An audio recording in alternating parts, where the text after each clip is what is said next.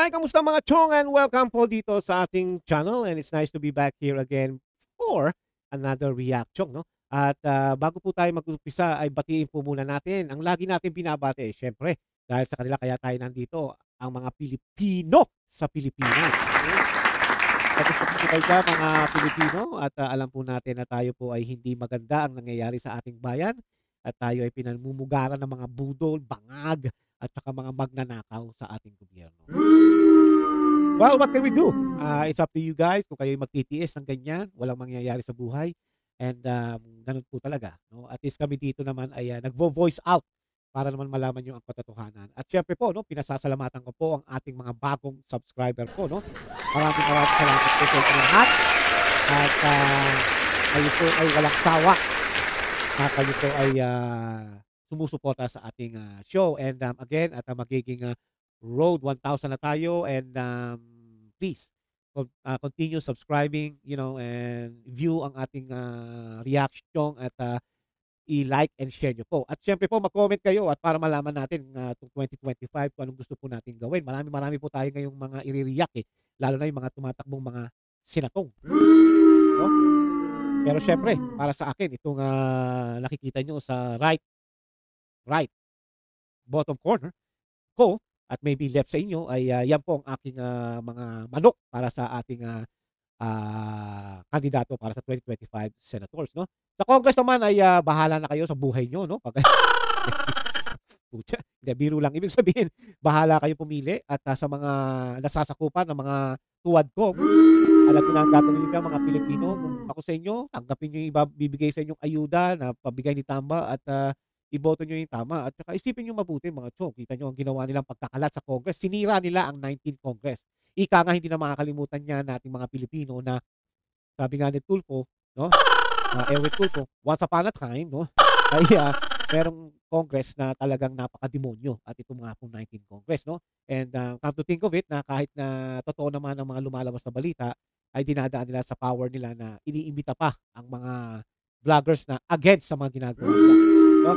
Para martial law na po sa Pilipinas, at nakakalungkot, no? May mga congressman tayo ditong ano ba tawag diyan, onion skin, no?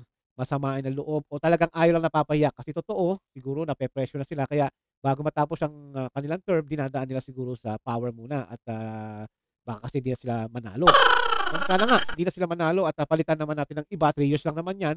Kung gusto nyo, kung yung ipapalit nyo ay palpak at mas malala, edi ibalik nyo na lang yan, kahit no choice na tayo di ba? Kaya yun. Anyway, syempre po, ang ating pong mga nanonood dito sa atin lagi, ang ating pong overseas Filipino workers. Yan.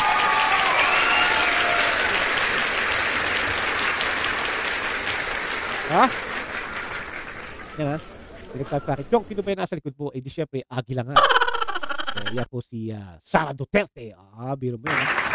Anyway, sa mga overseas Filipino workers, no?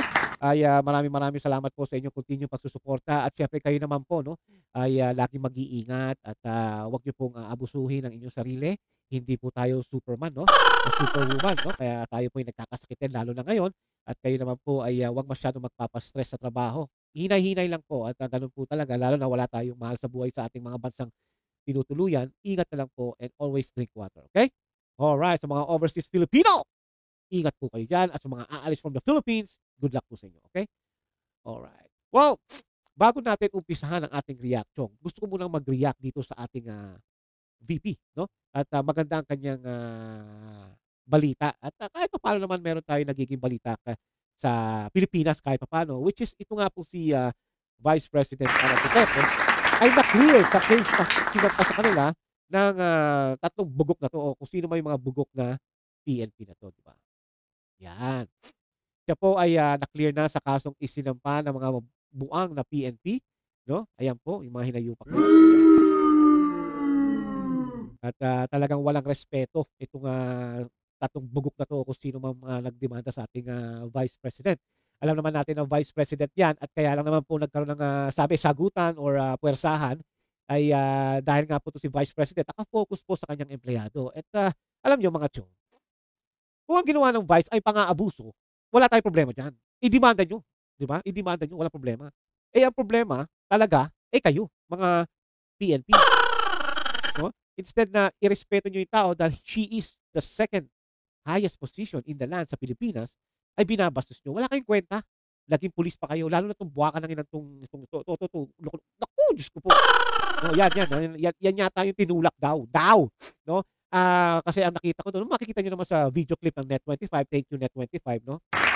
Kaya, tinulak daw na, ewan ko kung chief o parang guard ni VP Sara yun. Pero, para sa akin, mga chong, no? Ako, kung halimbawa akong bodyguard ni VP at binabastos nila si VP, ay, ganun din ang gagawin ko. Sapak pa ang aabutin nila. No? Kahit pa makulong ako. Kasi bastos eh. Diba? VP yan. Diba? Kahit pakagawad yan eh, kailangan pagtanggol. Diba? Kung maganda naman ang hangarin, ano ba ginagawa ng VP sa ospital? Diba? Panoorin natin yung konting ano lang naman sa nangyari, no? At ito yung isa sa magandang news. Ibinasura po ng Quezon City Prosecutor's Office ang mga kasong kriminal na isinampa po ng Philippine National Police laban po kay Vice President Sara Duterte at sa hepe po ng kanyang security detail. Kaugnay po ito sa insidente sa Veterans Memorial Medical Center noong nakaraang taon. Sa 13 pahinang resolusyon na nilagdaan po ni Assistant Prosecutor Criselyn Carayugan Lugo, tinukoy po ng Quezon City Prosecutor's Office ang kabiguan ng Quezon City Police District at Criminal Investigation and Detection Group o CIDG na magbigay ng prima facie evidence para mahatulang nagkasala si VP Sara. Sa resolusyon na inaprubahan po ni Prosecutor Vimar Barceliano, inirekomenda po ng mga piskal ang pagbabasura sa reklamo para sa paglabag sa Article 148 o ang direct assault, ang Article 151 o disobedience to authority at Article 280. Yan, katulad yan, disobedience to the authority. Sino ba ang nanguna? Kitang-kita naman sa video noon na nakabukas yung pintuan, isasara ng bastos na pulis na yun. Diba? Kaya alam nila si VP nasa loob. Si VP, hindi ba nila kilala, laki-laki ni VP eh, hindi nila alam kung na yun ang Vice President? Kung ako yung pulis, hindi ko isasara yun. Hihintay ko hanggang sa matapos hanggang talagang nakaupo na or nag-clear na. Hindi, sinasalang ganun. Kitang-kita po natin yun. Kung ano ginagawa. Kaya syempre si VP magagalit eh, kahit ako pa eh. Biro mo, binabastos ka. Wala namang ginagawa si VP. She just want to make sure na okay yung kanyang mga tao. Oh, wala, hindi naman siya nagwawala, hindi naman niya pinagmumura yung mga tao. Hindi niya nga pinagmumura yung mga pulis hanggang sa balak siyang ipitin eh, di ba? Oh, yun ang ibig ko sabihin. Kita-kita mo. Ito makikita yata natin dito sa Net25. 6 on grave coercion ng revised penal code ASPN. laban po kina VP Sara at Colonel Raimundo Dante La Chica. Allergy. Si Police Lieutenant Colonel Van Jason Villamor ng Quezon City Police District Medical and Dental Unit ang nagreklamo. Siya po yung pulis na itinulak umano ni La Chica sa gitna po ng kaguluhan sa Veterans Memorial Center noong November 23, 2024. Yan, nasa kanan ni VP. Nung ililipat sa St. Luke's Medical Center, ang boy Chief of Staff. Eh, dyan pa lang kitang-kita mo na binabastos na ng pulis eh. Vice President yan. Kahit ako yung security ni VP, talagang itutulak ko yan. Anong malay natin kung saksakin mo si VP? Oh, anong malay natin kung isa ka sa nagpaplano? Again, anong malay mo? May tumawag sa'yo, mag-text sa'yo. Saksakin mo na yan, bibigyan kita ng 1 milyon. Oh. So, natural lang kay sa security ni VP na itulak ka. Buti ka, hindi ka pa sinapak eh. Oh, dahil you're trying to threat the VP. Tapos bastos ka. Eh, natural. Sino ba? Babastusin mo yung Vice President ng Pilipinas? Tapos kayo pa may gana magdemanda. Ang kapal naman ang mukha ng mga PNP nito. Palibasa kasi mga bata kayo ni Marbil, mga hinayupa kayo eh. Alam nyo, dati ang ganda-ganda ng respeto na sa PNP nung panahon ni Tatay Digong. Talagang pag nakikita mo yung PNP sa Pilipinas noon, dahil ako mismo nung umuwi. Talaga you can tell yung proud sila. No? Ang mga tao magandang tingin sa kanila. Ngayon, bastos na eh. Basura na naman ang tingin sa inyo.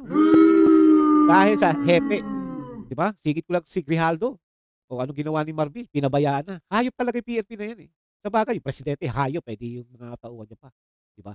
Ni VP Sara na si Attorney Zuleika Lopez. Ipinag-utos noon po ang pagdetine kay Lopez sa Kamara de Representantes matapos po siyang patawan ng contempt citation dahil umano sa panghihimasok niya po sa investigasyon ng House Congressional Committee on Good Government and Public Accountability sa paggamit po ng confidential funds ng Office of the Vice President. Subalit po, galit na yan. Karapatan niya magalit, not because she is the Vice President ng Pilipinas, pero binabastos siya eh. Diba? Kung walang bumabastos sa taong yan, I don't think magkakaroon ng attitude yan. Binanata na nga sila sa Congress, inipit na nga sila, tinanggalan na nga ng kuryente. So, tapos, basta, it's abuse, no, ang ginagawa sa Vice President at saka doon sa Atty. Lopez na yun, no? At talaga you can tell kung paano abusuhin ng Congress. Kaya nakakabuisit eh. Kaya sana nga mawala na yung Congress na yan eh. Nagkasakit ito nang malaman na ililipat nga siya dito po sa Correctional Institute for Women sa Mandaluyong City mula sa detention facility dyan po sa Kamara. Nagkaroon po ng standoff matapos po harangin ni VP Sara ang paglilipat kay Lopez.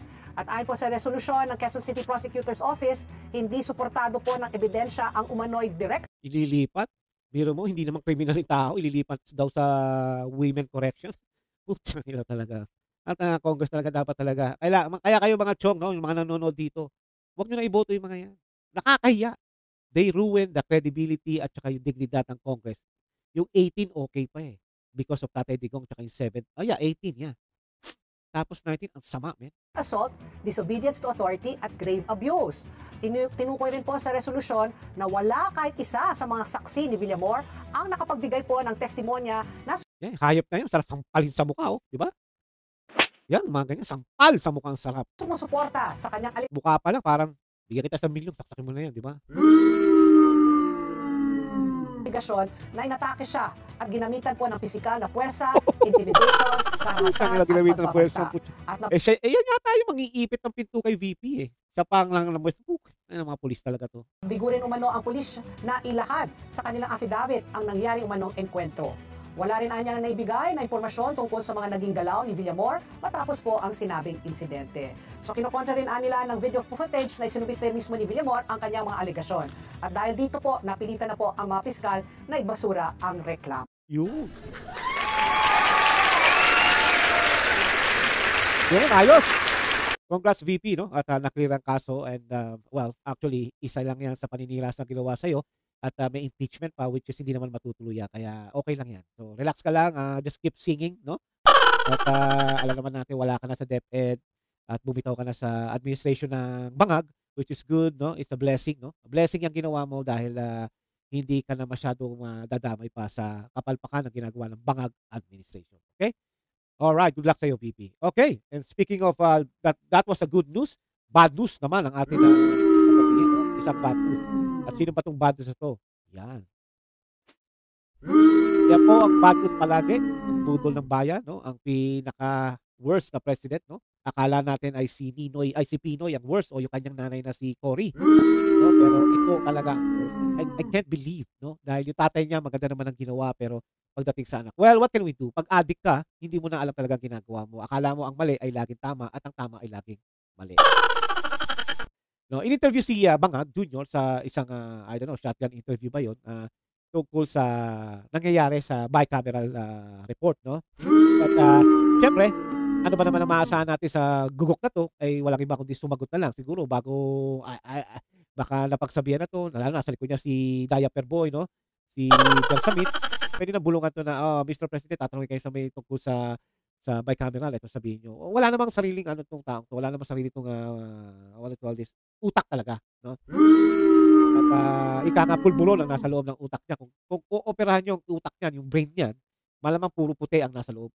Wala na. It's too late sa tao to, lalo na 67 years old na ba to, 66. Hindi na magbabago to. Sabi nga ni Maharlika, papantay na rin ang paa mo. Baka yun na lang ang magpapabago sa kanya. Di ba? Anyway, sabi niya nga na ano ba tawag dito? Isa-shutdown niya, no? No? Kaya eto, panoorin natin ang Bangag na to. Yes. Maybe have your reaction dun sa pinaila po na challenge before the Supreme Court ni former ES Vic Rodriguez. What do you think of this? Unconstitutional to group ka? Well, that will. I'm the filing the complaint. Well, the Soljan, of course. Palang hindi na siya makasagot, diba? Dahil nga, hindi niya nga alam eh. Mga chong, hindi niya talaga alam kung ano yung dapat niyang isagot na tama. Kasi nga, 3 days yan tulog. Kaya, wag na nating asahan na may masasagot yan tama. Kailangan i-briefing siya.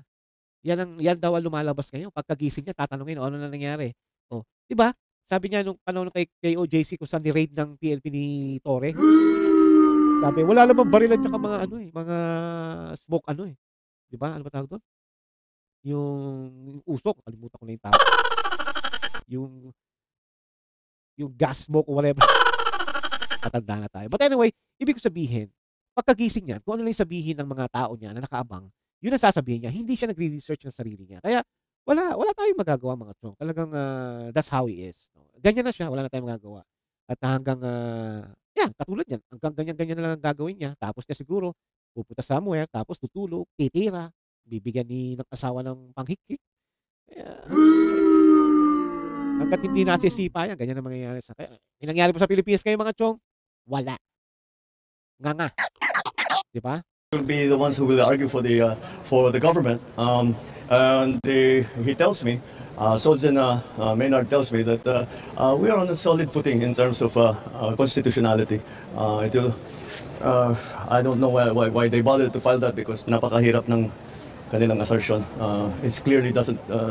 Well, anyway, it's not for me to make the argument. We'll let the Soljan make the argument before the Supreme Court, and we're very confident that our case is strong. Pero just in case lang, sir, na pumabuha, not in favor of admin yung decision ng Supreme Court, meron po ba tayong contingency? No, we shut down everything. I guess that's what they want. They want the government to cease working. So yung matuloy yung kanilang mga destabilization na ginagawa. Yun ang sinabi niya, no, we shut down everything. Hindi ako naniniwala dyan, mga chong. Alam niyo kung bakit? Pag sinatdown niya ang government, mawawalan siya ng kita. Di ba? Si Tamba magagalit. Siyempre, pag nag-shutdown, tigil lahat. Di pati bayaran ng taxes, tigil. Di sabi ni Tamba, mabira. Hindi pwede yan. Kailangan ko pang kumupit. Yan ang mangyayari, mga chong. Kaya di ako naniniwala. At saka, I'm pretty sure, based on dito sa ating nabasa, ay pag ang government nag-shutdown temporarily, meron silang contingency, meron silang parang mga backup.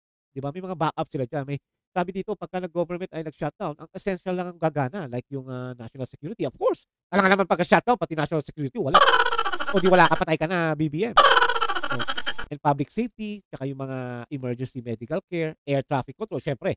Alam nga naman pagka-shutdown ng government, wala makakapasok na iba. Diba? Eh, syempre, law enforcement, border security, wala naman tayong border, disaster aid, at tsaka power grid maintenance. Continue yan. Diba? Yun nga lang, wala silang mananakaw. Yun ang mangyayari dyan sa shutdown. Pero again, hindi mangyayari yan. At hindi nga natin alam kung halimbawa ay papayagan ng Supreme Court or sasabihin ng Supreme Court, nope, i-cancel yan. We're not sure. We're waiting, no? At thank you kay Rodriguez, Atty. Vic Rodriguez po, no? At saka kay Congressman Tucang, at kay Dito, yung mga nagdemanda tungkol dito sa Supreme Court. Thank you po. At least alam natin na meron pang isa na lang. Isa na lang dahil ang Senate, Congress, ang Executive, wala na po. At yan po ay nakawan na lang ang ginagawa nila.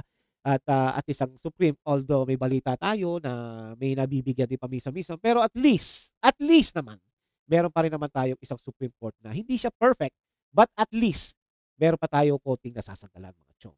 Okay? Alright. But anyway, tungkol po dito sa shutdown kuno, at saka dahil nga sa P9, sa bicameral report, aka GAA, di ba? Kasi sabi ng Malacanang, ay nagkaroon ng kakampi, si Bangag, no? At hindi ko lang kung ito ba ay higop o talaga nagpapapanses, baka raw siya ay gawing secretary in case hindi siya manalo sa pagka-Congress ulit, no? Diba? Walang iba kundi sino ba to? Si Zamora, no? Asan ba si Zamora? Zamora, asan ka? Ito. Yan. Itong si Zamora po ay nagbigay ng reaction tungkol po sa nagsasabi na ano masasabi niya doon sa Blanco, no? Akala mo na napakagaling nitong babaeng to, wala rin naman palang laman ng utak, di ba? I guess parang nga yung ginawa niya nung in-interview, no? Pagka nung natatandaan nyo, tinatanong yung reporter sa kanya, no? Ano masasabi mo? Si Sara ay hindi tumakbo pero siya ay number 1, blah blah blah blah blah blah. Tapos sasabi nitong babaeng ito nga ang utak ay laging tagig, no? Again, hindi ko tinitira tagig dito, no? At natatawa lang ako sa congressman nyo. Ay sinabi niya, bakit hindi siya tumakbo? Di siya tumakbo siya. Yeah, di ba yan ang sabi niya? Kaya sabi ko, what the F? Sinabi na nga ng journalist na eto ganyan. Pero bakit hindi siya tumakbo? Kaya, I don't know kung ganyan ang utak niya. But anyway, ito ang kanyang reaction, no? Kasi na ba yung reaction dito? Ito. Yan. Diba? Yep.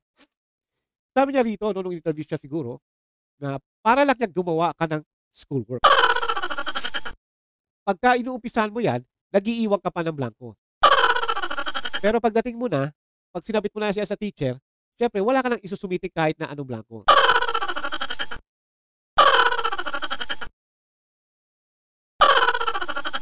Alam mo, mga Congresswoman Zamora, Taguig girl, no? Iba naman ang school. Kasi galing din ako sa college. Yung gumagawa kami ng thesis. Tama ka. Tama siya, mga chong. Na kapag gagawa ka ng isang report, yung iba, blanco muna. Kasi iniisip mo kung ano yung pwede natin idagdag sa report. Tama siya. Wala tayong kontra niyan. Talagang college na naman tayo noon. No? Pero, this is a government. And you are proposing the budget sa bawat item. Importante yan kasi pera yan ng bayan. Di ba? Hindi mo lang. Pera yan. Pera yan ng bayan. No, sana nakikinig ka at napapanood mo 'to o sana yung mga asungot mo na makita 'to. Alam mo, ang eskuwela hindi naman hindi yan pareho dahil ang eskuwela 'pag nagkamali ka puwedeng ipaulit sa'yo ng teacher. Alam mo yan. At saka sa eskuwela 'pag nag-submit ka ng thesis, tama ka blanko at tama ka 'pag isa-submit mo na sa teacher kailangan kumpleto. Eh, alangan namang i-submit mo ng blanko sa teacher. Oh, ngayon, bakit ko sinabi yan? Dahil yan ang kanyang pinararating. Ngayon, dito sa sitwasyon na 'to, Congresswoman Zamora, isinabmit nila yan. Look at that. May mga pirma-pirma pa. Ang anga-anga mo naman. Ikukumpara mo sa school thesis yan halimbawa, thesis na lang ang ginamit ko. No! Hindi na yung mga homework na sinasabi mo. Nauubo na naman ako sa'yo. Ibig ko sabihin, may pirma na eh. 'Di ba? Parang yan eh, parang kang bumili ng lupa. Pumirma ka na. Saan naman bibili ka ng lupa, Congresswoman Zamora, na nakablanko lang yung title, no? At pipirma ka. Katulad nga, bibigyan na kita ng sample na Congressman Zamora, no? Tagi ka talaga, ano ba yan? Ikaw, pretty sure meron kang katulong sa bahay mo, kasambahay. O, sasabihin sa'yo, Ma'am, pupunta na po kami sa, syempre, mayaman kayo, di ba? Big time kayo. Pupunta po kami sa, ano ba yun? Gold something? Pure gold. O sa SM. Mamimili po kami ng mga pangangailangan dito sa bahay. Eh, ikaw naman, sasabihin mo, sige, ano ba ang bibili mo sa bahay? Para sa bahay. Ito po yung listahan, ma'am. Ma'am Zamora, ayan, bibigay sa'yo. Ngayon, ipakikita sa'yo yung papel. Walang laman. Pero sabi ng katulong mo, kasambahay mo, ma'am, bigyan niyo po ako ng 5,000 pesos. Di ba? Bibigyan mo ng 5,000 pesos yung katulong mo. Congressman Zamora. Di ba? Bibigyan mo ng 5,000. Eh, nakablanko doon. Ngayon, pag sinabi mo, bakit blanko to? Sabihin sa'yo nakatulong, pirmahan nyo na yan, bigyan nyo na yan, bigyan nyo lang ng pera. Ililista ko na lang kung ano yung mabibili ko. Yun ang logic doon.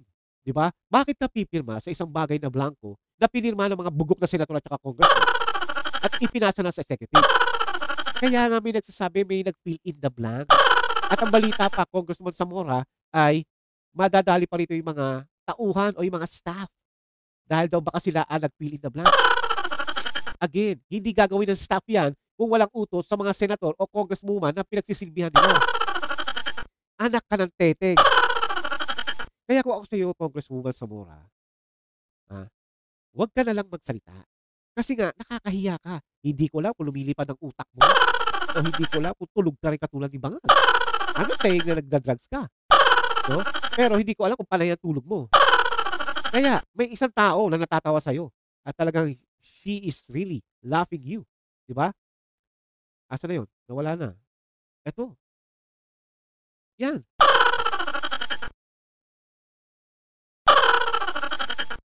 Ikaw pala yan. Ikaw pala yan. Okay. Anyway, yan po ibig sabihin. Nakakatawa ang ginawa nitong taong to. Kung magre-react ka lang, aanga-anga ka pa. Ay. Mga tagig! Ano ba naman kayo dyan? Huwag naman sana kayo magalit sa akin. Diyos ko. Pasensya na po kayo at ang inyong representative ay nakakatawa po talaga. Practice speaking lang po. Okay? Ay. Ano ba yan? Anyway, naipagtanggol na siya at wala naman nangyari. Di ba? Kaya, let's move on. Okay? Isa na naman po. Itong si Bangag pa rin. No? Ay, sa same interview din po, no? At siya po ay interview din ay tungkol po ito sa reaction naman niya tungkol po sa, what do you call this? Sa follicle test, di ba? Dito pa lang, booking na ang hinayupak na to. No? But anyway, before I do that, ay gusto ko muna ipakita sa inyo this one, ang sinabi niya, no? Yan. Sabi niya, no? Why should I do that? Kasi nga, tinanong siya ng reporter, are you willing to take a follicle test? Sabi raw ni Atty. Vic Rodriguez. Sabi niya, no. Why should I do that? What he is saying, public office is a public trust. Public trust nga ho, Mr. President. Diba? Public trust. Ibig sabihin, patunayan nyo sa public na hindi kayo addict. Ito mo, has nothing to do with the follicle test. Wala namang connection sa sinabi niya. Actually, totoo naman yan eh. Dahil sabi mismo ng Supreme Court na sa Pilipinas na hindi mo na kailangan mag-drug test para tumakbo bilang kung anumang posisyon. Which is really, before it's okay. Pero ngayon, dahil naglabasan na at pinauso ng presidente na to na addict ang ibang mga politiko, ay I think it's about time na magkaroon tayo ng batas na dapat pag ikaw ay tatakbo sa public service, with a public trust, no, ay dapat magpa-drug test ka. Dapat magkaroon na ng batas niyan dahil ito ang dahilan kaya nauso ang mga drug test na yan, di ba? Kasalanan mo yan, bangag. It's all your fault. Because of you guys, nagkaisip na naman ng Pilipino kung anong batas ang dapat idagdag bago tumakbo sa kandidato para tumakbo ka bilang kandidato sa public service. Di ba? But anyway, panoorin po natin ang kanyang reaction and dito pa lang inamin niya na he's an addict. Di ba? Here we go. Sir, Mr. President, sorry, in a senatorial debate, Attorney Vic Rodriguez again called on you to undergo a hair follicle test, citing the constitutional principle that public office is a public trust. What do you say to this, Mr. President? No. Oh no! No. Why should I do that?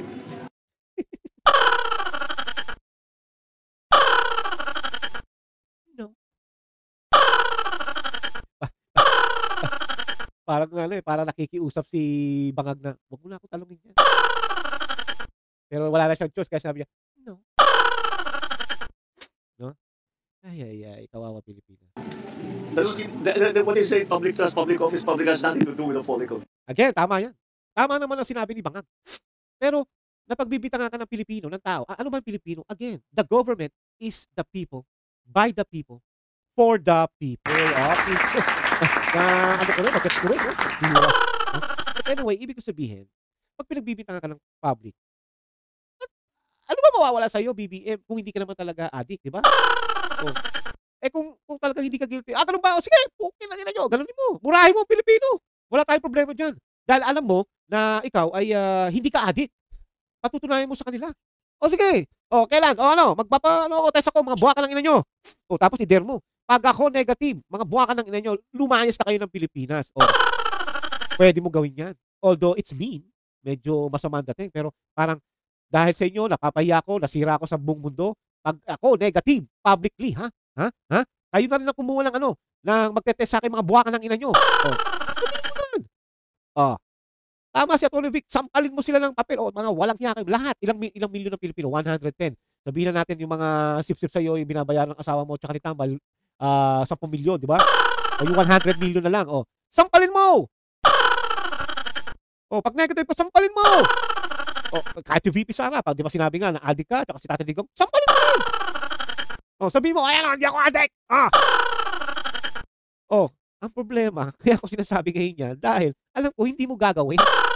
Di lalaman lalo ng tao. Ang nakakalam na ng addict ka, 110 million, 105 na lang. Dahil yung iba, in denial pa rin, dahil loyalista sa'yo. Yung iba naman, bayad, yung 2.5 siguro, bayad sa'yo. Sabihin na natin, 90 million na lang naniniwala. Pag nagpa-test ka pa, di solid 110 na yan. Baka pati yung binabayaran mo, maniwala na. Kaya hindi mo gagawin yan. Kaya malakas din ang loob ko to dare you na sampalin mo pag negative dahil hindi ka magiging negative. Addict ka. Pambihira naman buhay to. There's wala namang connection yung sinasabi niya. He's always had that weakness every time when he was still working for me. Paano niya nasabi he's always had his weakness? Lagi niya bang ginagawa yun? No? Wala namang nakakarating yan doon. Ngayon mo lang sinabi yan, Mr. President. Di ba? Kasi ipit ka na. Ika nga sa, wala ka na Football, talagang nabato ka na ng bola No? You can tell his eyes. Guilty as shit. Di ba? If you believe in what he was saying, why did he work for me? Tama rin naman siya nun. Bakit siya nagtrabaho sa akin? Because that time, Atty. Vic Rodriguez admitted na hindi ka naman niya masyadong nakakasama. And at that time, ikaw ay humingi ng tulong kay Atty. Vic na tulungan ka nung nakaraang 2016 para magreklamo sa pandaraya ni Lutang. Sa'yo, natalo ka sa pagka-Vice President. Di ba? Well, you know what? Sa tutusin po mga chong, mabuti na nga lang at hindi na nakalusot noong 2016. Baka pag ito ang nakalusot at naging Vice President ng Pilipinas na kasama ni Tatay Digong, lalo siya magpepiesta ng mga droga doon. And you know what? I take that back. Kasi pagka baka isa na rin siya na takwang. Sana nga, Malaman ni Tatay Digong na ikaw pala'y addict o pusher o sige, yari ka ngayon kay Bato, tokwang ka. But anyway, ganun po talaga, At inamin din naman ni Atty. Vic at nasa inyo na po yan, Kung kanino kayo maniniwala, Panoorin natin. Mr. President. Yan, tapos na pala. But anyway, yun ang ibig sabihin. Kung talagang wala kang tinatago, kung alam mo hindi ka addict, go for it. Kasi, nagdidemand ng Pilipino sa iyo Ikaw binoto ng tao. Mandato yan. At tama naman siya. Wala namang connection to sa pagiging public trust, di ba? Pero public trust nga eh. Yung publiko may tiwala sa'yo. Ngayon, para bumalik yung tiwala sa'yo, magpakita ka. O, ito, public to. O, magpapacheck ako. O, eto na yung buko. O, kahit mura-murahin mo na yung mga Pilipino habang papatas ka. O, magpapilin ninyo. O, ayan, sige. O, ano, negative ba o positive? O, okay, pag sinabi ng independent, doktor lang mag-check sa'yo. Sir, congratulations, you're negative. O, akin na yung papel. Pukin lang. Ipapalabas ko yan sa TV. Total, bayad ko ang GMA, ang ABS, ang TV5. Ayan, ipakita nyo. Araw-araw nyo, i-advertise siya mga buwakan ng ina nyo. At ilagay nyo pa sa message, mga buwakan ng ina nyong Pilipino. Negative ako, mga ulog. Yun ang pwede mo sabihin. Karapatan mo yan. Wala kami sasabihin yan. At talaga, aaminin namin talaga yan na napahiya kami. O kami pa mismo mag-a-apologize sa iyo in the public too. Na hindi pala. I'm sorry. Pero, mga chong, hindi po mangyayari yan kaya malakas lang loob ko sabihin yan. Kaya mga chong yung sinabi na Atty. Vic, no? Tama siya. Pakinggan natin po asan ba si Atty. Vic? Yun. Pambira. Iboto po natin yan. Ha? Number 56 sa Senado. Again, mga chong, Vic Rodriguez, kung hindi nyo alam ang kanyang spelling, no? Hanapin nyo lang yung number 56. Hindi po 55. 56. 5 sa 5-6. Okay? At saka si Marcoleta, 38. 3-8. Tama ba? Alam ko mabuti. Pero alam ko 38 si Marcoleta. Pero madali naman spelling ni Marcoleta. M-A-R-C-O-L-E-T-A. Sundan nyo lang yung salitang Marcoleta. Ayos na po yun, di ba? Okay. Anyway, balik tayo. Ito po yung sagot ni Atty. Vic para kay Bangag. No? Si Bangaboy. Who presented his negative drug test result way back in November of 2021. At nagpapatuloy yung usapin na yan. So ang sabi ko, para matapos na, yung istorya hindi mamatay-matay. I was suggesting, and I'm still suggesting, he should undergo an open, fair, transparent, and credible hair follicle drug test. So that, if it turns out negative, sinabi ko na ito, yung resultang negatibo, sampal niya sa mukha ng lahat na nag-aakusa sa kanya. And because I was the one who presented initially yung kanyang negative drug test, I presented it first sa PDEA, and then NBI, and then PNP. O, biro mo yun, mga chong? Yun yung question noon na 2 minutes lang, di ba? Kung paano chinek, tapos cocaine lang ang chinek sa kanya. Ito pa lang, nung nakita ko, parang halata-halata mo, talagang cocaine lover siya. Cocaine lang ang chinek. Walang marijuana, walang shabu or something. Cocaine lang talaga. So, ibig sabihin, identify siya as cocaine. Eh, di ba si VP Sara, ang dami listahan, may marijuana pa, pero negative lahat, Hira kayo. Yan ang tunay na leader. Hira, sasabihin, confidential fund, my ass. So yun ang context ko.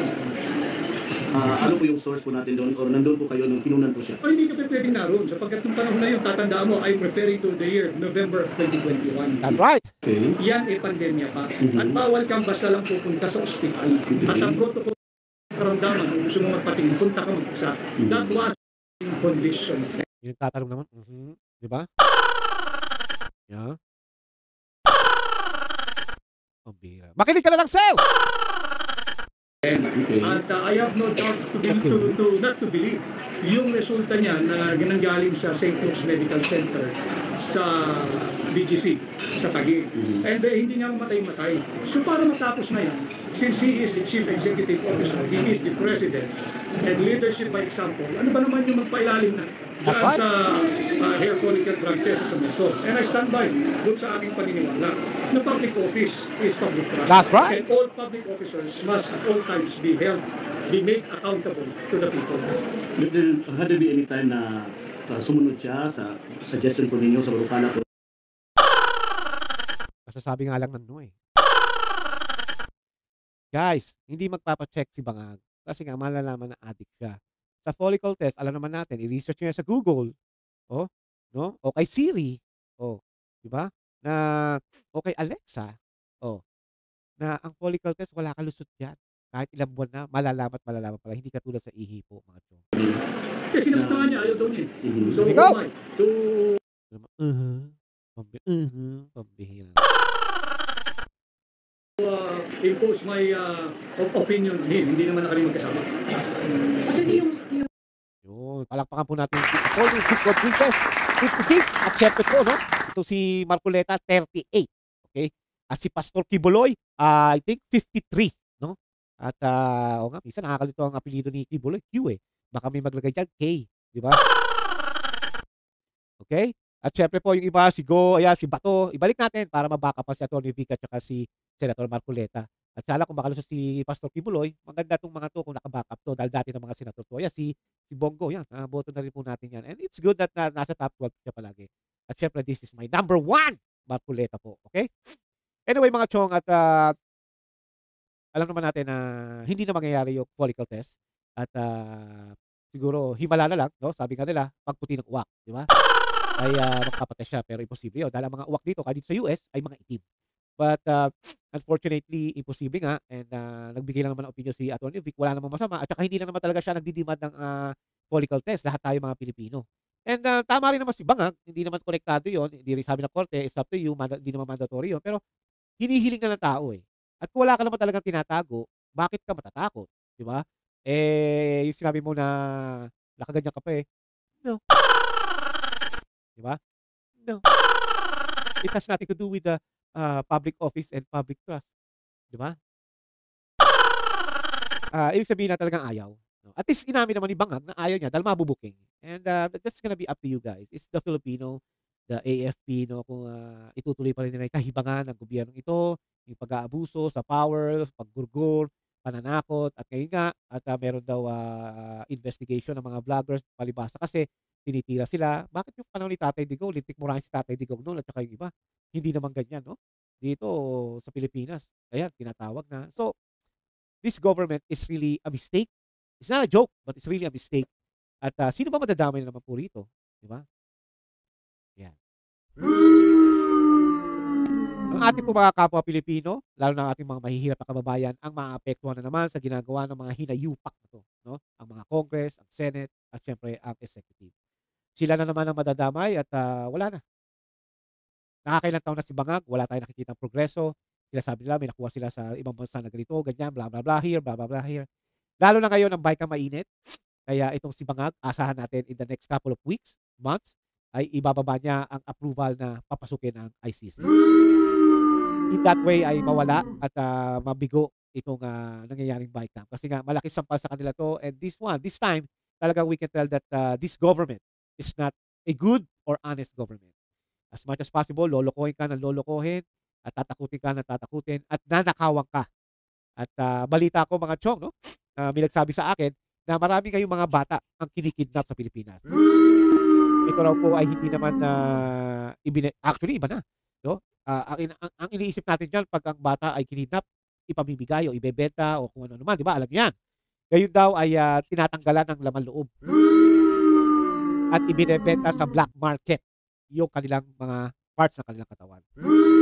Yan ay sa Pilipinas. Okay? Kung ang leader mo, mga chong, ay matapang, may balls, I don't think na magagawa yan. O kung meron man, ay magdadalawang isip bago nila gawin yun.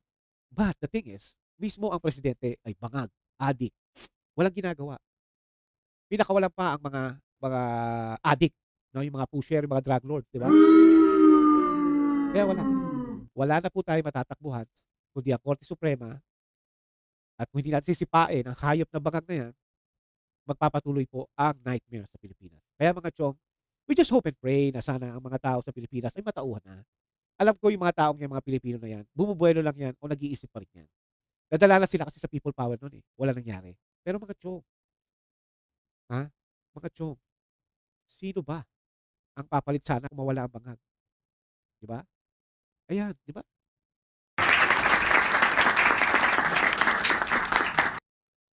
Ito ba taong to? Si Vice President Sara, ano matingin niyo sa kanya? Do you think addict yan? Do you think mambubudol yan? I don't think so. Wala naman tayo ipapalit eh. Siya lang talaga ang inaasahan. Siya nga ang insurance. Ano ba yan? Siya nga ang insurance nung tumakbo ang unit team. Na kung sakaling palpak ang bangag, siya papalit. Pero syempre ngayon, kumakapit pa rin ang bangag. Masarap eh. Presidente ka eh. Pirma ka na lang ng pirma kahit blanco. Basta after magpirma, gano'n agad. Eh, itong taong to, wala, puro trabaho. Trabaho, 'di ba? Kala ng iba, puro confidential fund, 'di ba? Mga chong, the reason why I'm showing Vice President Sara ay if ever mawala nga ang bangag ng na Pangulo ay siya ang papalit. Nasa batas yan. And I'm pretty sure na pag ito pumalit, kahit papaano gaganda ang Pilipinas. Subukan natin. But the thing is, katulad nga sinabi nila, nasa inyo yan. Either tanggapin nyo ang nangyayari sa inyo o gusto nyo magbago ang Pilipinas. Okay? Alright, hanggang dito na lang po and we will see you again at I just hope that you guys like my reaction right now. And again, God bless po sa Pilipinas at sa buong mundo. At sabi nga po ni ang ating mahal na VP Sara, mahalin natin ang Pilipinas po. Thank you very much and have a good day.